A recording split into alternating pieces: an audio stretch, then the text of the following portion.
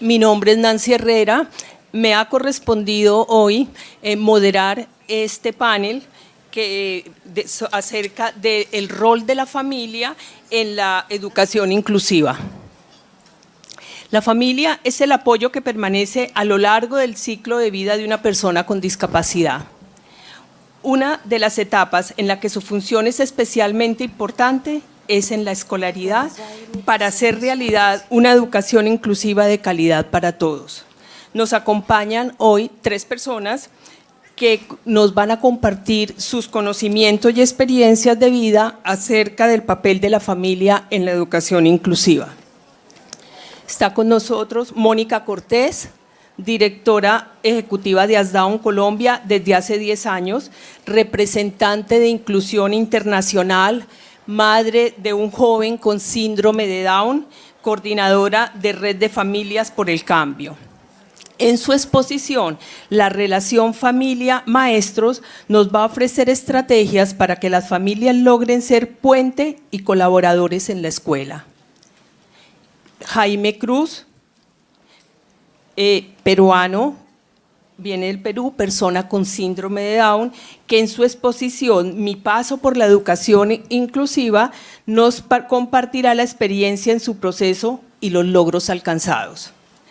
Luis Bulit, abogado de la Universidad de Buenos Aires, magíster en Administración y Políticas Públicas de la Universidad de San Andrés, es presidente de ASDRA, Asociación de Síndrome de Down de la República Argentina, y actual presidente del Consejo Asesor de la misma organización.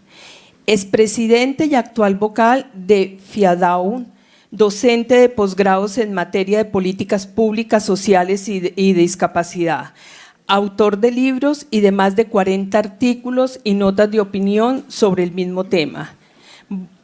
Luis tratará el rol de la familia en la exigencia del derecho a la educación que debemos conocer como familia para lograr el cumplimiento de los derechos de nuestros hijos. Pues, damos la palabra a Mónica. Bueno, buenas tardes otra vez.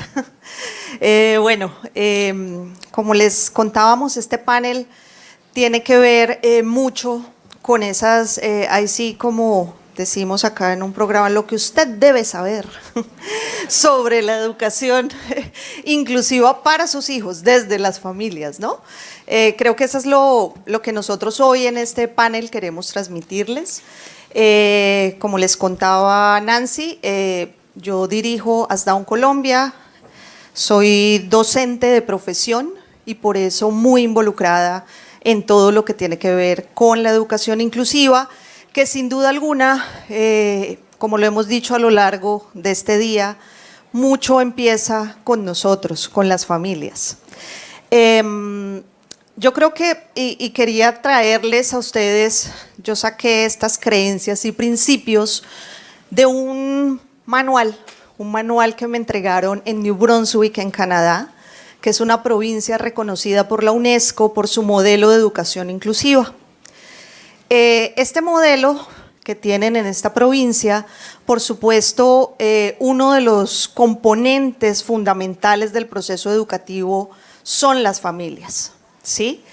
Y ellos tienen un manual para las familias de qué es lo que nosotras debemos saber. Por supuesto, no traje sino unas cosas muy poquitas porque es un librito gordo que nos dice desde cada momento de tránsito en la escuela qué debemos tener en cuenta.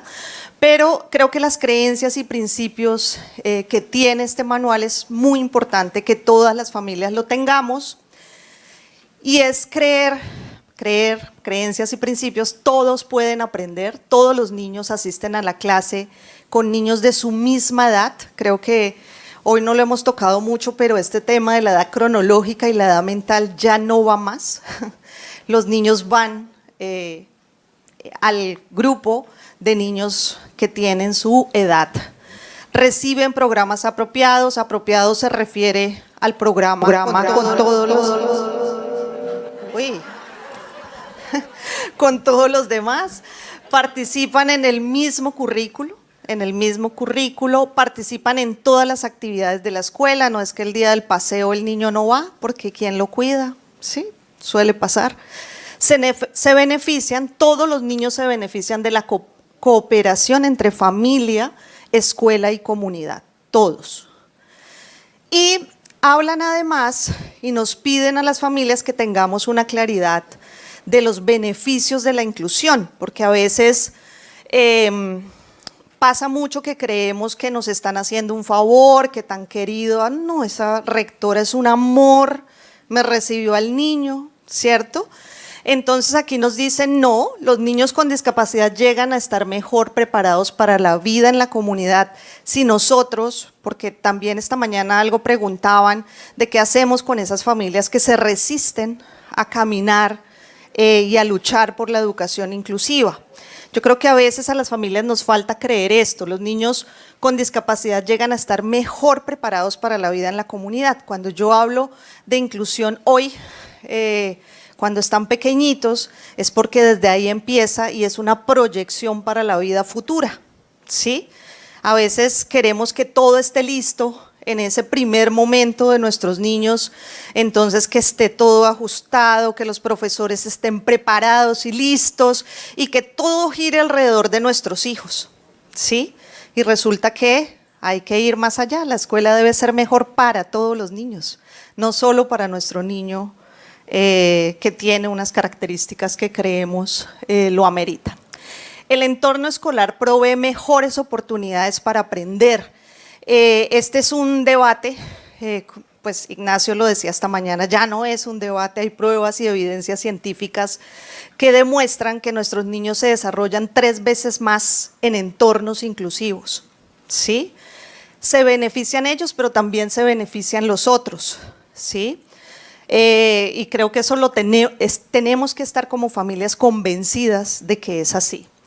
Los niños están expuestos a una gran cantidad de estímulos y de personas, por eso sencillamente es mejor para él. No es, Gordon Porter decía alguna vez que yo le puedo poner al niño la mejor docente de apoyo, los mejores expertos, pero nada de eso se compara con los 20 niños alrededor de él, dándole todo esto que dice este manual, estímulos, conocer muchas personas, muchas formas de ser y estar en el contexto de la vida real. Las expectativas de los niños con discapacidad es más alta. Cuando los maestros empiezan a darse cuenta que aprende, dice, uy, sí puede aprender, yo le voy a enseñar más cosas y empiezan como a motivarse y hay un ejercicio sin igual de creer en los chicos, de creer mucho más en sus capacidades y de ir pues poniendo unas expectativas mucho más altas. Los estudiantes sin discapacidad aprenden a aceptar las diferencias y a dar apoyos a otros. Creo que eso lo vimos esta mañana con el video de Brahim que nos mostraba Ignacio. Los niños son eso, ¿sí? No sé si ustedes han visto también el video que se ha hecho viral, que es un niño que no tiene brazos ni piernas y está tratando de subir a un rodadero. ¿No lo han visto? Y una niña pasa por su lado y pasa y ella se rueda como 3 veces, pero ella no lo ayuda, o sea, no lo empuja, nada. La interpretación que hacen muchos, porque a veces los adultos vemos el video y hacemos fuerza, ayúdelo, hay una empujadita. Sí, pero yo lo que creo, y si uno no tiene prejuicios, yo lo que creo es que la niña estaba segura de que él iba a llegar, ¿sí? Y de que no necesitaba ayuda para llegar, porque el video termina con el niño rodando por el rodadero. Entonces, yo creo que nosotros en Latinoamérica en general seguimos en el modelo de integración y creo que las preguntas que surgen hoy siguen centradas en la deficiencia del niño. El deficiente es el niño y seguimos ahí pensando que es el niño el que tenemos que componer y cambiar, y no el sistema. Y ahí lo dice, es transformar esos sistemas y estructuras y hacerlos mejor para todos, ¿cierto? Y eso tenemos que estar convencidas nosotras las familias, ¿sí? Nuestro hijo no es una carga y pobrecito el maestro y es el mío que es tan necio, ¿cierto? Es cómo vamos a aportar desde nuestro conocimiento también de nuestro hijo para que eso contribuya a que le ayudemos también a los maestros. Entonces, la inclusión busca la presencia, la participación y el progreso de los estudiantes. Son principios que hoy tiene el decreto 1421, que es un decreto que tiene Colombia, ¿cierto? Quería también en esta corta presentación mostrarles algunos mitos que hemos identificado desde varios estudios que se han vuelto barreras para la inclusión. Esto lo hicimos con Inclusión Internacional y creemos que hay varias cosas que todavía están muy instaladas en nosotros, y la primera es que los niños tienen que estar preparados o listos, ¿sí? Y las mamás dicen, no, es que él todavía no hace, es que él todavía no, y entonces el niño tiene 4 años, no, todavía no va al jardín porque él todavía le falta, y uno se pregunta, ¿qué le falta? ¿Cierto? ¿Qué le falta? ¿Cómo que le faltará? Pero ese preparados, y los maestros por otro lado nos dicen, no estoy listo para recibir un niño así, ¿cierto? Esa palabra de estar preparados es una palabrita que está por ahí rondando siempre. Nos han dicho también, y hemos creído que las prácticas médicas son más importantes que las pedagógicas, ¿sí? Muchas mamás empiezan o evitan el llevarlo al jardín infantil hasta que no esté listo a punta de terapias, ¿sí? Es una cadena de cosas. Entonces, es importante el proceso terapéutico porque nos ha mostrado que ayuda a fortalecer muchos procesos, pero no puede evitar el ejercicio pedagógico, ni convertirse en que no lo llevo hasta que no logre no sé qué, ¿sí?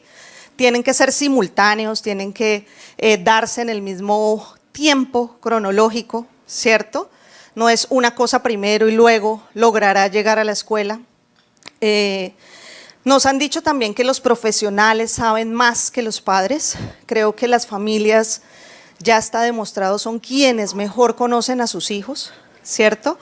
Lo que pasa es que tenemos que desaprender a ver siempre el defecto, sí, porque cuando van al colegio, cuando van a consultarnos a nosotros que están buscando colegio, lo primero, ay, pero él casi no habla, ay no, él no se le entiende nada de lo que dice. O sea, imagínense si vamos a ir al colegio usando esa imagen de nuestros hijos, ¿sí? Y ahí tendremos que hacer muchos ejercicios nosotras mismas como familia, y lo decía Ignacio esta mañana, o sea, cómo podemos verlo a él y ver sus fortalezas y ver todo lo que sí es capaz.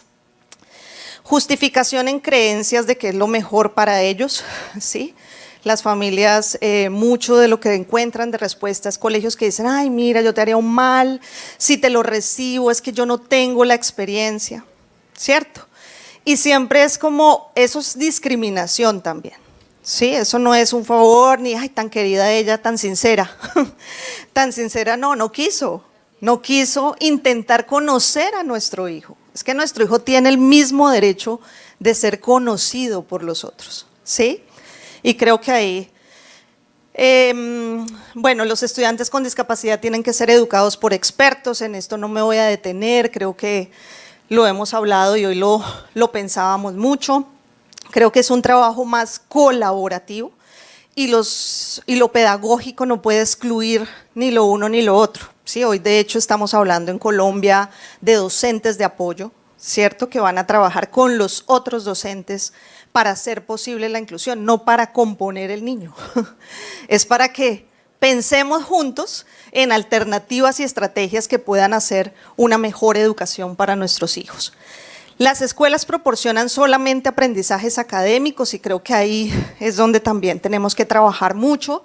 Seguimos pensando que la escuela es solo academia, incluso muchas familias que han decidido el homeschooling, el irse a casa a estudiar con su hijo, es porque consideran que lo que da la escuela académicamente hablando es malo, ¿sí? Y resulta que no, nosotros creemos que el proceso de socialización es una cuestión muy poderosa para todos los seres humanos y no es distinto para nuestros niños y niñas con discapacidad. Y una cosa compleja es, y que todavía se mantiene, es que creemos que la repitencia escolar ayuda a nivelarlos, porque eso está unido a lo académico. Entonces, seguimos pensando que si él repite el año y tenemos niños, me lo decía la semana pasada unas maestras, ¿sí? Es que yo tengo un niño de 12 años en primerito, una maestra, un territorio colombiano. Entonces uno dice, todavía estamos pensando que si repite y repite va a lograr lo académico y no estamos mirándolo desde toda la perspectiva individual y de lo que él puede aprender en el tránsito. En esto del decreto, nosotros en Colombia, y que le puede servir mucho a otros países, este decreto 1421 que hizo Colombia, que ustedes lo pueden encontrar en internet, hizo o incluyó, tal vez por nuestra insistencia como ASDAUN, en la perspectiva de las familias. Y dice, las familias deben recibir información clara y oportuna en todo el proceso educativo, porque a veces las familias desde el acceso no encuentran la información. Ah, no, vaya no sé dónde, ah, no, es que vaya al otro lado que allá la atienden y la familia termina desde el acceso sin tener la información adecuada para llevar a cabo el proceso.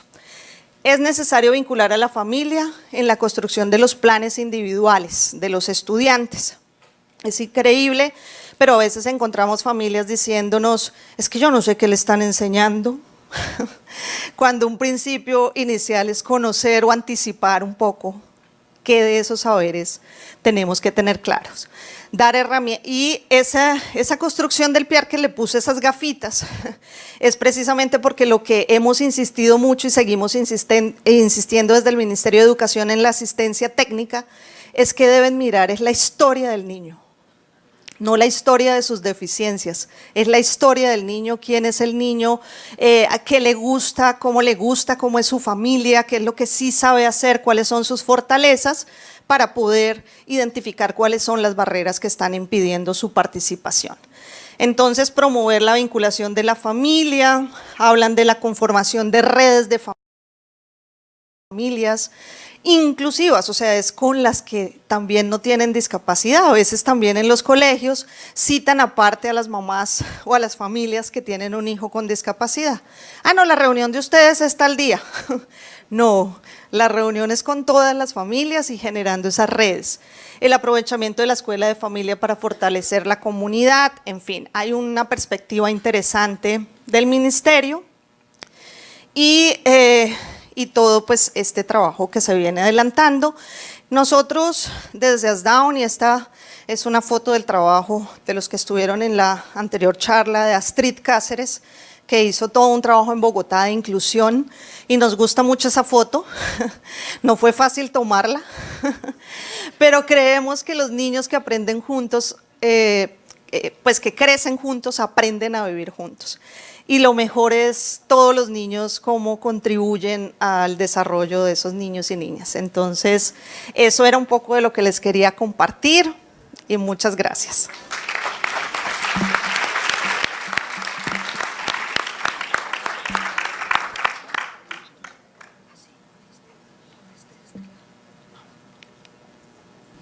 Bueno, Jaime Cortés, Jaime Cruz, por favor, para que continúes con tu participación.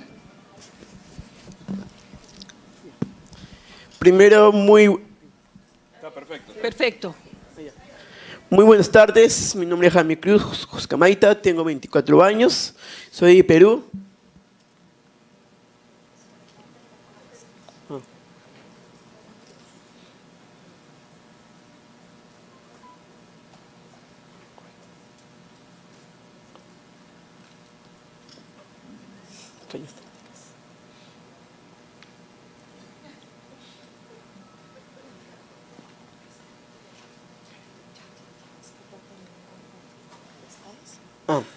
No.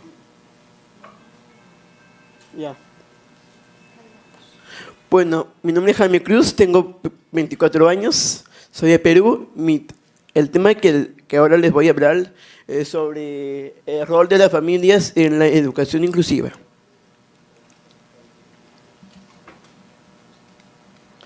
Bueno, en Perú, al inicio fue difícil encontrar una educación inicial, mis papás fueron a muchas escuelas de educación inicial. No fue muy fácil porque ponían excusas como por ejemplo, que yo era agresivo, que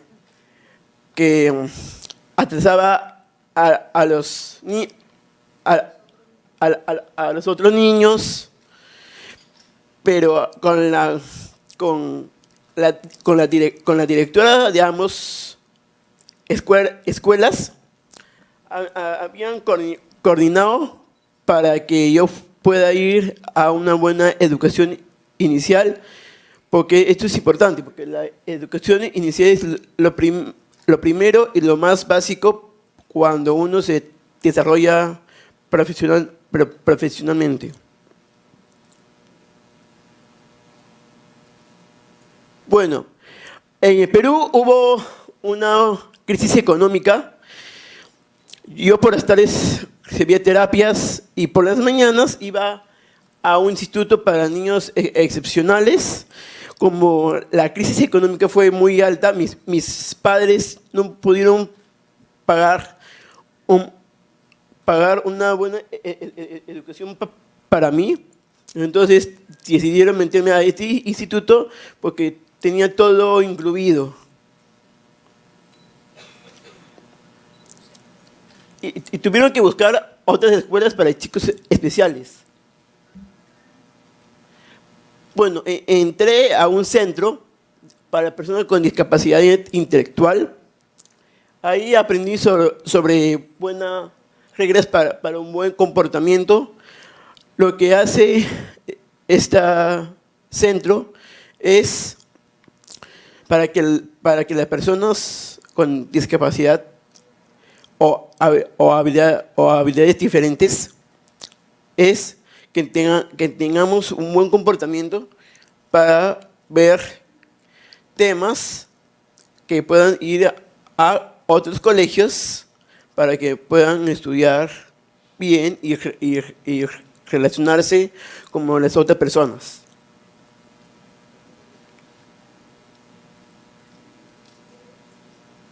Gracias a ese centro hicieron convenios con diferentes colegios. Mi primer colegio fue en la Fuerza Aérea Quiñones. Como ven en las fotos, fui incluido como dice el tema, la educación inclusiva. Es que por las tardes iba a terapias y por las mañanas iba al colegio como toda persona. Pero ahora les voy a hablar sobre un tema muy importante en Perú que fue como un shock alzado, y eso es lo que voy a hablar sobre que nos discriminaron en este colegio.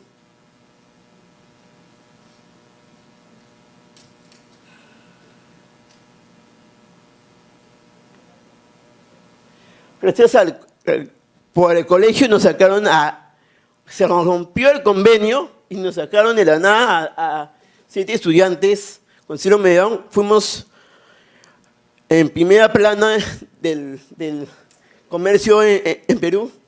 Aquí yo le digo discriminación porque nos sacaron, como dice en los periódicos, escuela cerrada, atrapados en un conflicto, nos dejaron en el aire.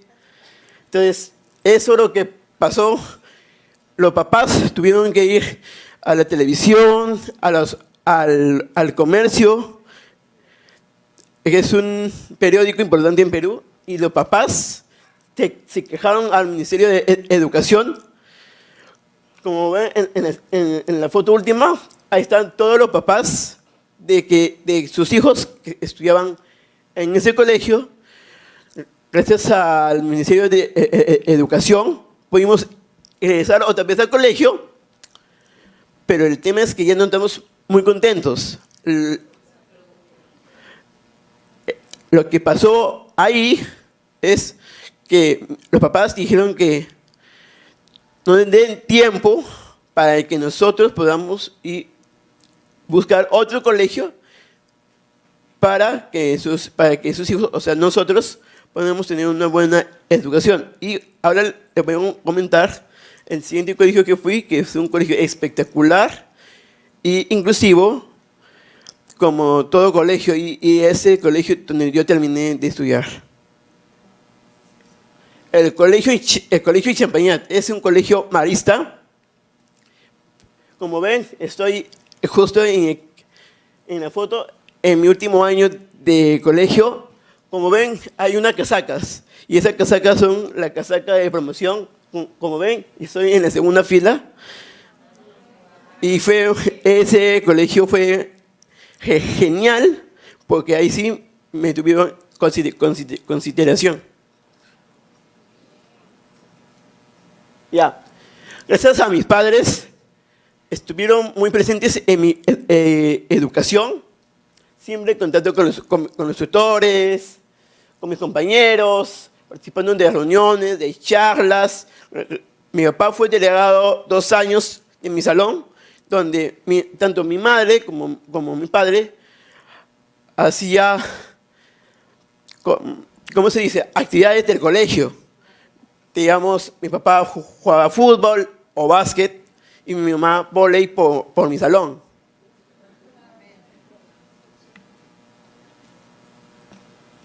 Ya. Gracias a mi apoyo en el colegio, que fue mi mejor amiga, Fernanda Vázquez Armas, gracias a ella fue fundamental en mi inclusión en la escuela.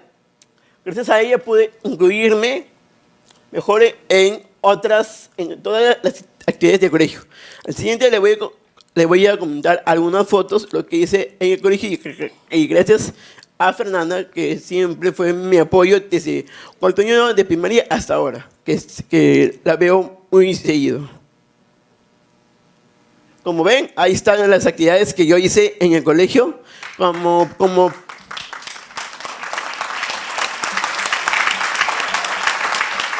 por ejemplo, paseos de integración, olimpiadas, llevé la antorcha en una de las olimpiadas.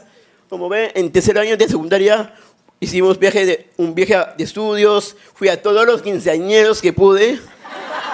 Ahí fui, como se dice, popular. Luego, en cuarto año hice la confirmación, quinto año todo eso, y tengo yo un grupo, porque Fernanda tiene un gemelo, que es uno de ¿cómo se llama?, de su hermano. Gracias a su hermano pude incluirme a un grupo que se llama Los Titanes, que éramos los más traviesos del colegio, los más traviesos. Sí, los más traviesos. ¿Ya Mónica lo sabe?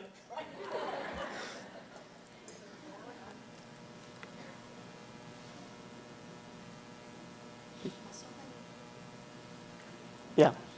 Gracias al trabajo en equipo de mis padres con el colegio, logré terminar quinto año de secundaria completa, tanto a nivel primaria y secundaria, y aún me mantengo en contacto con mis compañeros de promoción hasta ahora.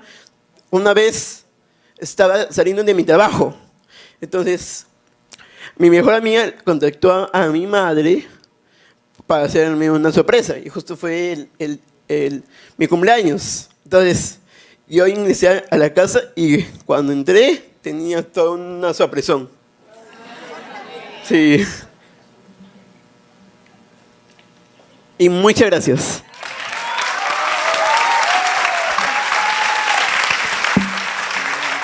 Felicitaciones, Jaime.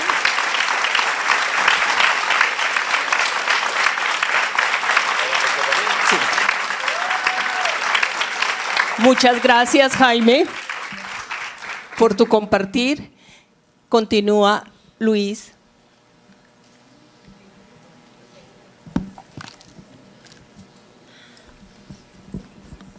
Hola, ¿qué tal? Buenas tardes, ¿cómo están?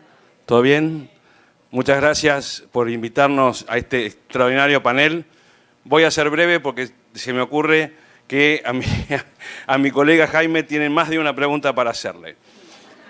Así que, pero los veo que aplauden y se ríen. Vamos a hacerlo trabajar un poquito más a ustedes.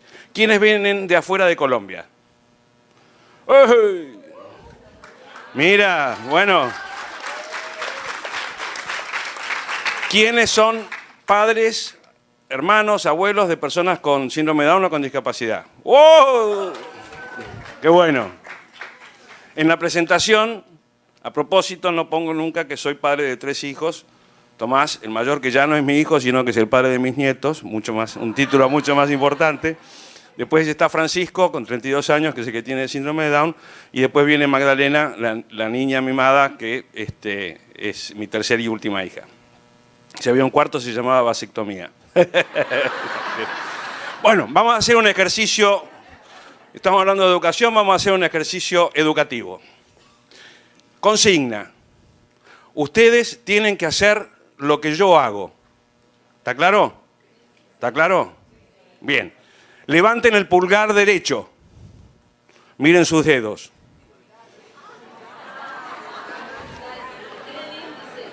¿Cuál era la consigna? Hagan lo que yo hago, no lo que yo digo.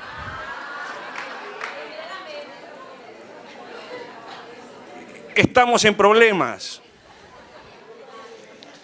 Levante la mano los que creen que el sistema educativo de su país está en crisis. 100%, unanimidad. Levante la mano el que cree que el colegio de su hijo es muy bueno. ¿Cómo puede haber un colegio bueno en un sistema educativo en crisis? Es una pregunta que nos tenemos que hacer. ¿Qué tenemos que saber? Por eso el título de mi charla, que es las últimas pedacitos, es Reflexiones y mentiras. No nos mintamos. No existe la inclusión al paraíso. Salvo a los que somos creyentes, nos hemos portado bien durante toda la vida. Desconfiamos en que el buen Tata Dios nos perdone en algún momento y accedamos realmente a un paraíso. La inclusión es a la realidad. Entonces, ¿cuál es el desafío? Cambiar la realidad. No limitarse ni resignarse a esa realidad. Con esto avanzo. Ahí está. ¿Qué cosas no podemos ignorar de ninguna manera? Primero, que los sistemas educativos no son todavía plenamente inclusivos. Que coexisten en nuestro sistema educativo, que como la mayoría de ustedes acordó está en crisis, ignorancia, falta de capacitación, falta de vocación, resistencia al cambio y, por qué no, hostilidad. Yo no les voy a mentir, el proceso de educación inclusiva les va a costar mucho. Y tienen el testimonio de Jaime de lo que ha tenido que luchar él y su familia para alcanzar un determinado nivel de inclusión, para que esa inclusión sea tolerada. El proceso de inclusión te va a costar más trabajo y te va a exigir mayor dedicación. Hoy hablábamos contigo antes de ¿tu nombre? Cecilia. Hablábamos con Cecilia antes de empezar que hoy en día a los padres y puramente padres, les cuesta mucho involucrarse en el proceso educativo de sus hijos. Han delegado esa tarea a instituciones. Y si logramos conseguir un colegio que esté al alcance de nuestros bolsillos y que se ocupe de nuestros hijos 12 de las 24 horas del día y, si es posible, algunos de los días del fin de semana, somos felices. Y cuando nos llaman a una reunión de padres, ¡oh! ¿Para qué pago la cuota? Che, que se ocupen ellos de educar a mi niño. ¿O no? O como dice Pancho, mi hijo, o me equivoco. No, no me equivoco, ¿no? ¿O es responsabilidad del Estado? Bien, les quiero decir que debemos contar con el apoyo de buenos profesionales para que haya educación inclusiva. Todos hemos escuchado a los que saben de estos temas decirlo hasta el cansancio. Pero ¿saben una cosa? La responsabilidad de que la educación inclusiva es tuya, es mía, es nuestra. Es de nosotros, familias. Nadie va a venir a hacer lo que nosotros no estemos dispuestos a hacer. Y lo primero que tenemos que estar dispuestos a hacer es saber realmente qué significa educación inclusiva. Cuando nosotros empezamos en casa hace 32 años, porque no hiciste lo que debías en su momento, te vas a acordar que yo te quise decir la verdad. Y por eso te lo digo hoy sin mentiras. Las familias tienen la obligación de participar en este proceso educativo. A veces con sangre, sudor y lágrimas, como la familia de Jaime. Otras veces es más fácil, pero todos tenemos que luchar por esta obligación. Ya está, no hace falta decir más nada. Después de lo que nos dijo Jaime, fuerte, para que lo escuchen en la sala de al lado. Yo creo, yo construyo. Gracias.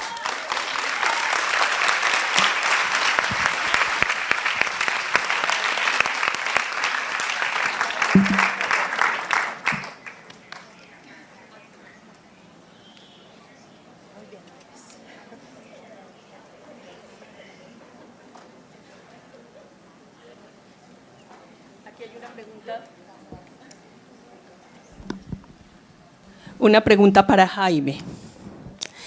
Jaime, ¿qué fue lo más difícil para ti en la inclusión escolar? ¿Me puedes repetir la pregunta, por favor? ¿Qué fue lo más difícil para ti en la inclusión escolar? Para mí fue muy difícil el tema de que hay padres que, ¿cómo te puedo explicar? Las cosas que te parecieron difíciles, los maestros, los amigos. Lo más difícil que pasé en primaria, en cuarto, es que como era nuevo, no me sentía integrado a la promoción. Y el tema de los padres, como dije, digamos, el padre de mi apoyo, de mis amigas, dijeron que yo no podía, pero que yo no podía hacer parte y algunas actividades que no podía, pero con mi apoyo le dijeron que no, que yo sí podía hacer lo que me proponga. Gracias.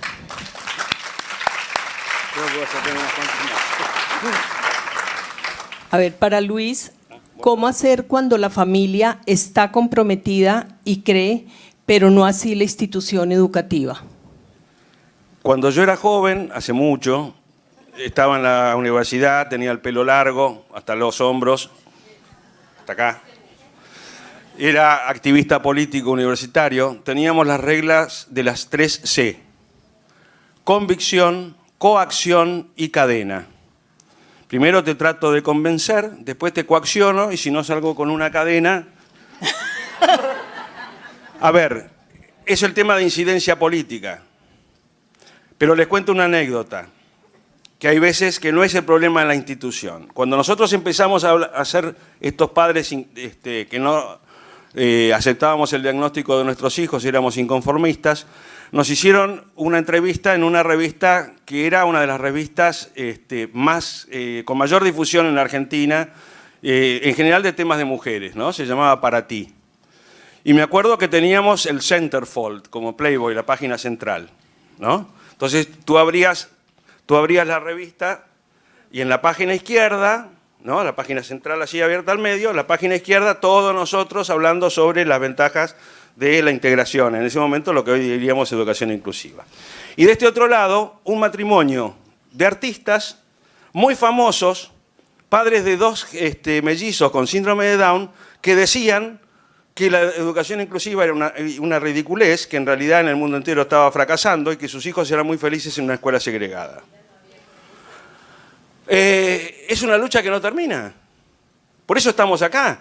Es decir, lo que yo quise mostrar y reforzar con lo de la Convención de 1960 es que las cosas no cambian porque estén en una ley.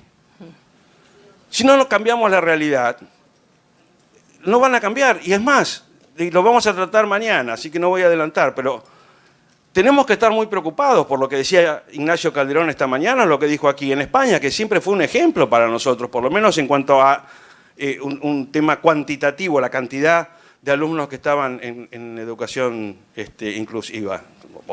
No nos preguntamos después por la calidad. Pero eso hay que estar muy preocupados porque estamos viviendo una involución. Hoy preguntaban, y lo contestó Irma, la cantidad de alumnos. Bueno, tienen que estudiar esos temas.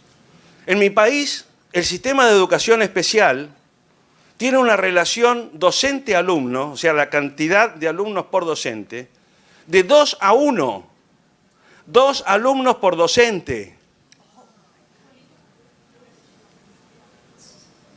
La pregunta es, ¿dónde están esos docentes?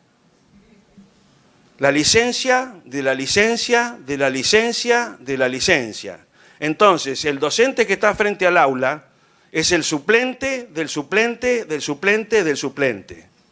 Entonces, ¿qué hago con los que están, porque no es solamente la institución, qué hago con los que son mis adversarios en el proceso de educación inclusiva?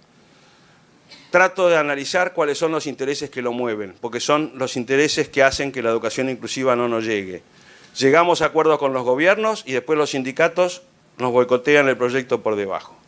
Da para conversar un montón y no quiero ocupar todo el tiempo. Mónica, aquí hay una pregunta que dice, cuando un niño no alcanza los objetivos propuestos para ese año escolar, ¿debe ser promovido al grado siguiente? Pues yo creo que cuando no los alcanza es que no hicimos los ajustes de acuerdo a las posibilidades del niño. Sí, le estamos pidiendo algo que tal vez ni repitiendo el año lo va a lograr, ¿sí? Que es un poco lo que pasa, o sea, no alcanza, entonces lo que tenemos que revisar es qué es lo que le estoy pidiendo, ¿sí? No es sencillamente decir que repita. Y me pasó en mi vida propia. Mi hijo, que hoy ya terminó su bachillerato, cuando estaba en primero elemental, iba a pasar a segundo, y la maestra me dijo, uy, señora Mónica, yo creo que él es mejor que repita, porque él no está leyendo. Y le dije, ¿tú estás segura que si repite va a leer? O sea, el próximo año, ¿tú me garantizas que él va a leer? Ay, no, señora. Le digo, bueno, entonces ni tú garantizas ni yo garantizo, vamos a seguir en el proceso. El proceso lectoescrito es un proceso que va a lo largo casi de la vida. Sí, yo soy maestra de idiomas y sé lo que significa aprender lenguaje, ¿sí? Y no se aprende en tercero elemental. Es un proceso que va mucho más allá. Entonces yo no puedo determinar por contenidos que él tiene que repetir. Y eso es una cosa que las familias tenemos que tener muy claro, porque las maestras por lo general se van, y vuelvo a las barreras, se van a lo académico exclusivamente.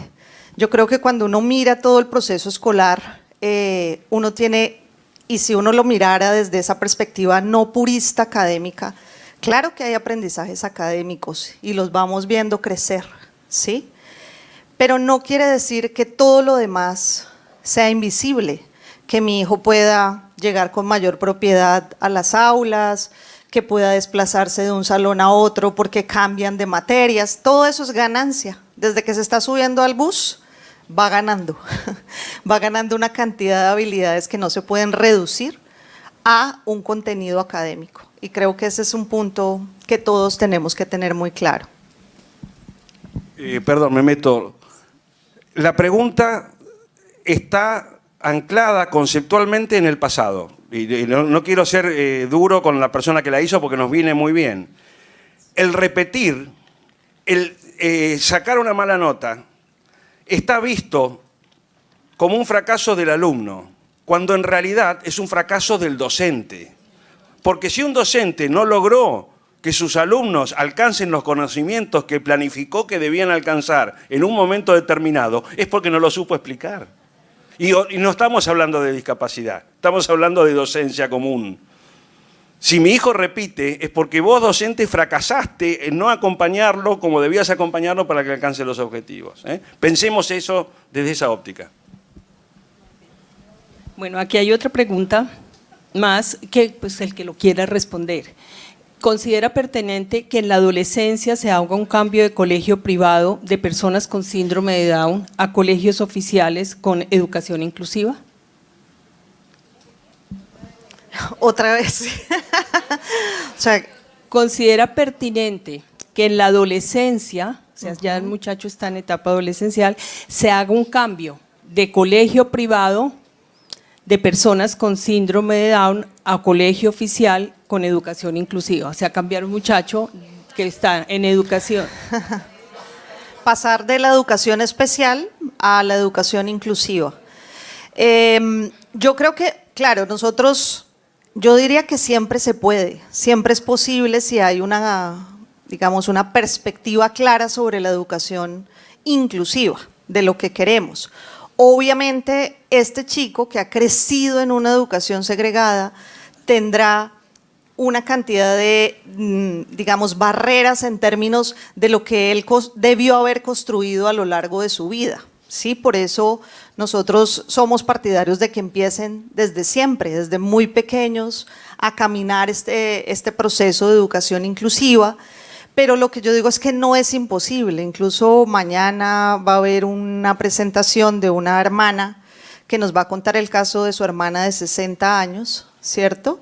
Y cómo después de los 41 años ella empezó a enseñarle cosas, porque su mamá nunca creyó que fuera posible.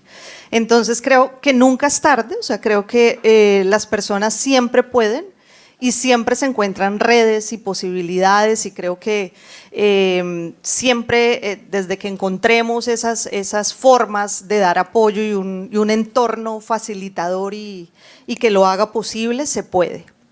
Y creo que tiene que ver con que no podemos decir ya él creció en la segregación y así se quedó, ¿sí? Porque precisamente estamos intentando transformar y cambiar las prácticas, y esas prácticas son a lo largo de la vida de la persona, ¿no? Entonces hay que apostarle siempre. Y por último, ¿dónde se pueden encontrar o ubicar los estudios científicos del proceso inclusivo? ¿Ya hay estudios que muestren los resultados del proceso? Sí, incluso esta mañana Ignacio les mostraba 2 documentos. La experiencia de New Brunswick en Canadá, la que les cuento que es reconocida por la UNESCO, tiene casi que 3 estudios porque ellos hacen cada 5 años un estudio de lo que ocurrió en todo su sistema educativo. Y ahí uno encuentra muy buena documentación, incluso a New Brunswick van de todos los países del mundo a revisar cómo se hace. Igual está Portugal también tiene información valiosa sobre su proceso. Italia con un poco más de, digamos, de recursos que no es muy aplicable a nuestro contexto, porque hablan pues de muchos apoyos pagos por el Estado que en Latinoamérica no los tenemos, y creo que también las investigaciones nos han mostrado que no es la cantidad de apoyos externos lo que hace posible una educación inclusiva. Esto va mucho más allá, tiene que ver con este sentido de creer en que todos son valiosos, de que todas las personas pueden aprender y que todos en sí mismos pueden darnos mucho. Entonces sí las hay, incluso yo por ahí en nuestros Twitter creo que las he puesto, pero sí tenemos ya muchas más, y la Red Regional por la Educación Inclusiva está preparando un estudio que estamos haciendo con 3 países para mostrarles también ese documento. Se los mostraremos apenas esté listo, pero sí los hay. Con respecto al costo que tú decías, Mónica, hay un estudio muy interesante que ya tiene varios años del Banco Mundial, Susan Peters, que recoge también estadística de la OCDE, en donde se habla de que un buen sistema de educación inclusiva es entre 7 y 9 veces, no entre un 7 y un 9%, sino entre 7 y 9 veces más barato que mantener un sistema de educación segregada. Entonces, no es, si les dicen los funcionarios que es un problema de recursos, ustedes les díganle que no es un problema de recursos, es un problema de mala gestión política y pública, porque los recursos, si estuvieran bien aplicados, están y de sobra. Bueno, en síntesis, hay varios aspectos interesantes en este foro. La responsabilidad de la educación inclusiva es de la familia.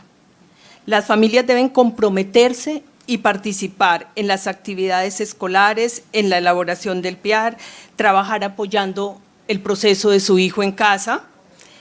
Es necesario conocer los derechos para hacerlos valer, pero también es importante los deberes que implica una educación inclusiva.